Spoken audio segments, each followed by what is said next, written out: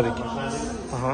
Assalomu alaykum hurmatli tadbirkorlar. Mana bugun 7-aprel 2023-yil bankimiz binosida tadbirkorlar ish tajribasiga asosan uchrashuv o'tkazyapmiz. Bu uchrashuvni o'tkazishimizdan asosiy maqsad Prezidentimizni 2024-yil sentyabrdagi 312-sonli qaroriga asosan tadbirkorlarga garojsiz 100 milliongacha pul kredit ajratish maqsadimiz asosiysi. Buning hisobiga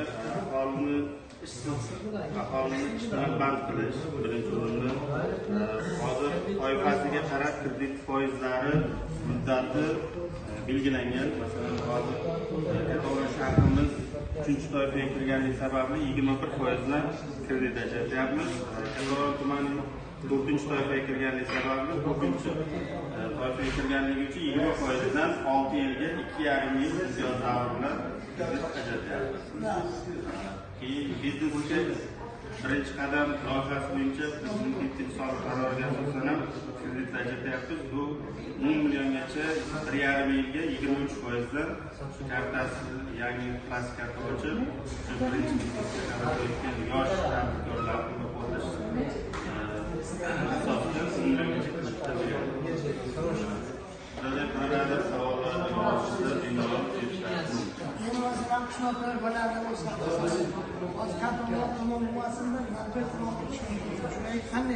Narpay tumaniga beramiz. Narpay tumani 3 toifaga kiradi. 21% bilan 100 milliongacha bugun beramiz.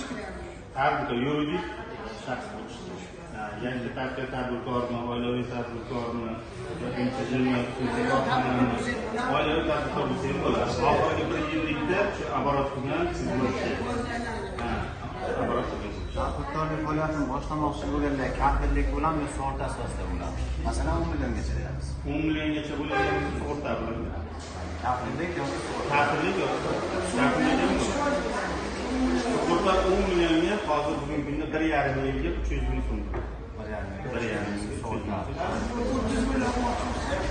Bunga olmoqchi bo'lsangiz, buni toifasiga qarab aytib, yuridik shaxs bo'lishi kerak. Uni tadbirkorlar qo'llab-quvvatlash jamg'armasi bor. Shu hisobidan depozit sug'urta отдельный bo'ladi, ular kafolat beradi, xavfsizlik beradi. Uni отдельный. Sug'urta o'zini kafil qilsa bo'ladimi? Yo'q, o'zini emas. Jismoniy yana qo'shimcha shaxs bo'lsa bo'ladi. Bekafil sug'urta asosida berilgan 10 million ag'iga yuridik shaxs bo'lishi kerak.